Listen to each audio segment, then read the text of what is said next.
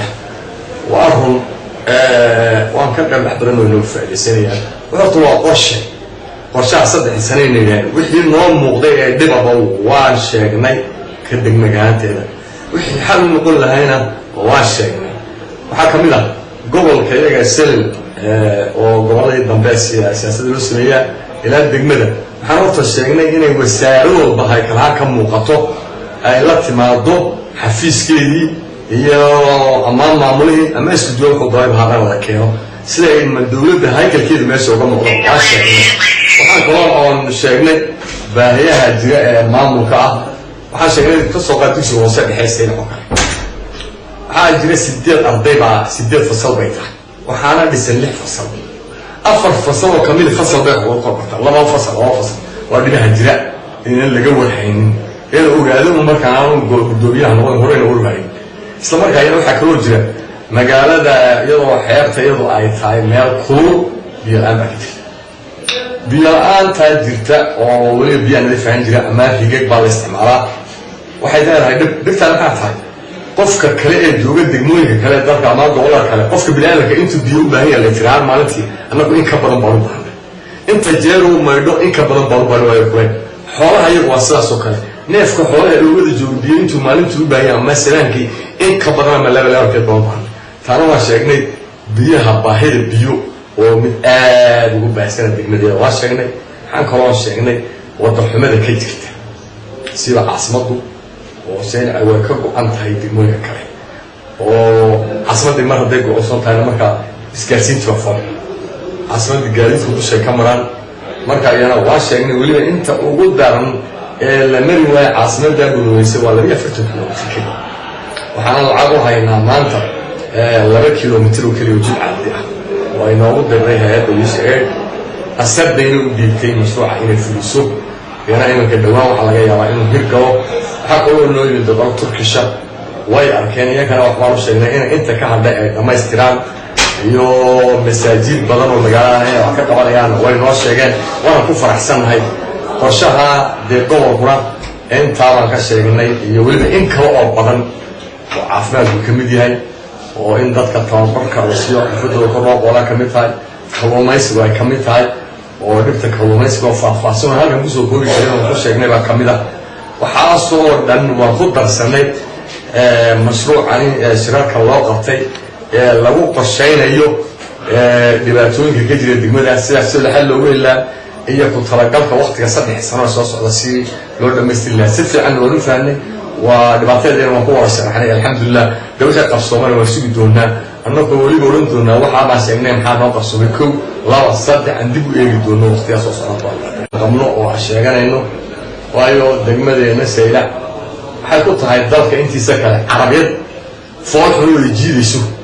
la jaan loo tuulay foolxumana oo ku foolxu dalka waayo أنا واحد درسنا سطح ضل بان درسنا جيبوتي إثيوبيا اليمن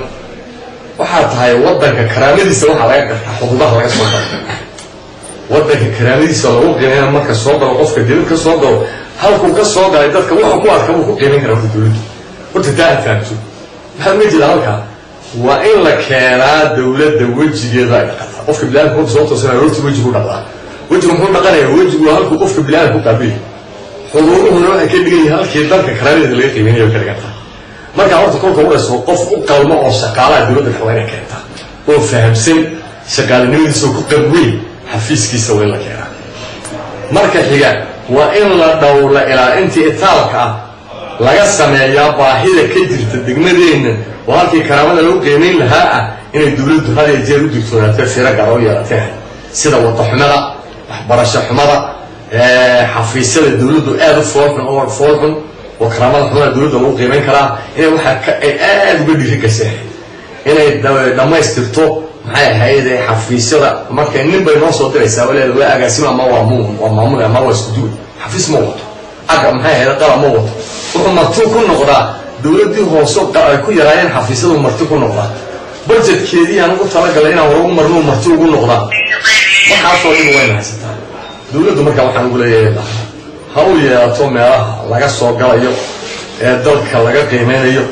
horumarkiisa laga qiimeeyo dimuqraadiyadda laga qabo gooniskitaanka laga qiimeeyo nabadgelyada laga qiimeeyo intay u baahnayd degmadu waa in ay garato inay tahay meeshii laga qiimeynayay waa inay gaarna u yeelataa waa inay hay-ad walba ama wasaaro walba ay qaybtii kaga aadanaa ka qaadataa baan ku tiri lahaa way fiican tahay horta qorshayaasha dowladda hoose ay ku shaqayso dalka horumarkiisa degmadiina ee saylac oo kale waxaan leenahay qaar dowladda hore saaran tahay qaar dowladda dhexe wax kala qaybsan wuxuu yahay laakiin dadku iskaga eg tahay oo maxay waxa dowladda soo qamuudo waxa anagu leen bal masaara anagu waxaan noo simaado waxa weeyaan adeegga bulshada maxay tahay adeegga bulshadu waxa weeyaan nadaafadda kamid ah dadka aan shaqaaleyno oo dhowr iyo 40 gaari oo kamid ah kuwa temporary inaan caafimaadka kamno waxbarashada waan kamnaa booliiska waan kamnaa wadada waxaan ku leenahay wax ka qabashada 1 kilomitir baan ku leenahay 1 kilomitir laakiin anaga kuwa dhexdayada aan ku leenahay wadooyinka kuwa dibadda ka baxsan dowladda dhexe u saaran tahay dekadu dowladda dhexe u saaran tahay oo waxay leedahay wasaaraddu waxay leedahay ma wakaalad bayna u madax bannaan oo dekadaha la yidhaahdo budget gooni ay leedahay maamul gooni ay leedahay laakiin anaga contribution kay qaadasho waa la weydiisan karaa laakiin waxaana saaran oo nagula xisaabtan maxaa wax uga dhiman weeyeen la yidhaahdo ma iminka iskuulka sheegayo kale fasalada isku saaran dhibta ah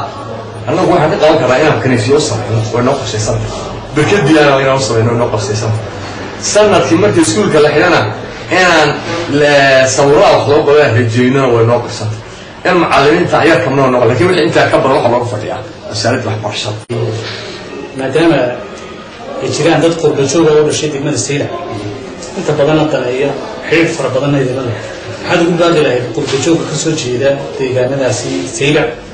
iyo guud ahaan gobolka Awdal inay maxay ka qabsadaan degmada Saylac ay Soomaal ka shaqaan inay soo galgaaraan oo soo taakulayaan waxaad ugu baaqi lahayd horta qurba joogtu sida ay ka noo muuqata dadku fahmeen waajibkii ka saarnaa dalkooda oo Soomaal ka sida gobolada kale dalka Rooco Geesa Berbera iyo meelo kale iyo wadamada kale jaaray sida Soomaaliya oo kale si qurba joogtu u dhistay waa laakiin kuweenu hal moodaa inay inta ka hooseeyaan ma arag hal warshad yaro ka furan gobolka Awdal ma Saylac ma degmada ka furan marka waxa weeyaan degmada walba iyo gobolka dad qurba joog u maqan laakiin inta alkool wuxuu noqday malaha biilka ay u soo dirayaan reerahooda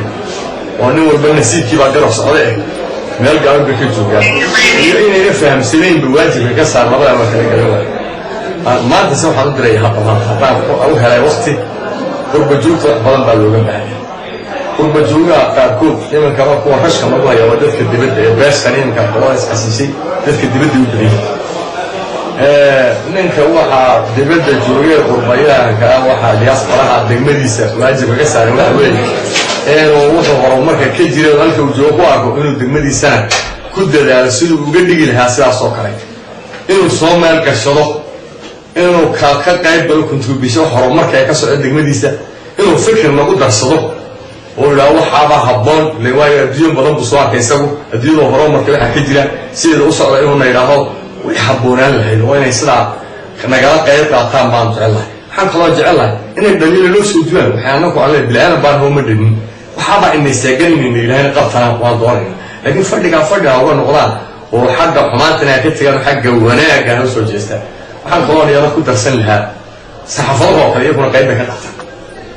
inta wanaaga inaad buuqoonsan barnaamij u samaysaan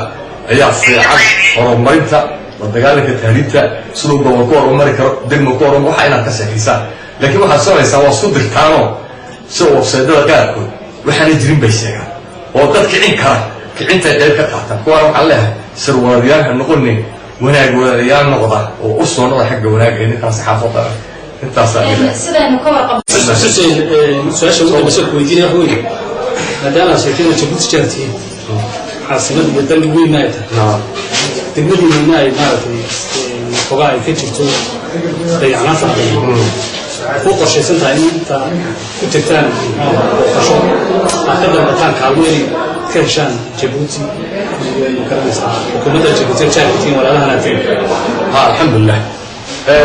hore gargaar badan bay noo samaysay oo badan oo la soo koobay sida ceelal badan oo riigaga noo qoday oo aad u tiro badan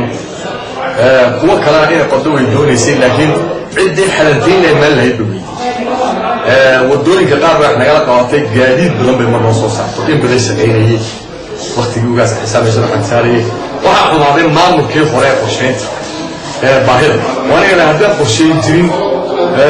horta wixii aad dalbanayso qofka wax hore qorsheyn cad oo muuqato oo istaraatiiji la wayna sameeyaa leeyahay Djibouti intii qaybteeda waaga way ka qaatay laakiin waxay waaday wadooyinkeeda inay road authority ay sameeyaan qorshe cad oo yiraahdeen waxa aan u baahanahay wax nagala qabo sida islaam oo uga baahanahay wala way nasiibado kadib maahana anagu aqoonteedu way ka yaray taa kala hay wadooyinka si loo baahnaa way ka hooseysay marka hal bacal lagu nisay noqotay laakiin Djibouti dadaalka halka waxa badan bay ka qaadatay biyalaanta dawooyinka caafimaadka ilaa labada degmada hayaan ilaahay abaaraha oo in badan oo dalkeena abaaraha ku qaylina qaybta ugu weyn Djibouti baa lahayd laakiin sida loo maamulayo oran ma sax way walahayd oran kari maayo waa bilaad baa marka waxa weeyaan waan imika waxaan ka codsanaynaa inay joogteeyaan ay halkan nooga simanoola kordhiyaan mar haddaan jaarnahay dad waxna wadaaga dhaqanaanahay amna wadaaga annahay inay noo kordhiyaan baan ka codsanaynaa taageeradoodii joogteeyaan weliba xag walba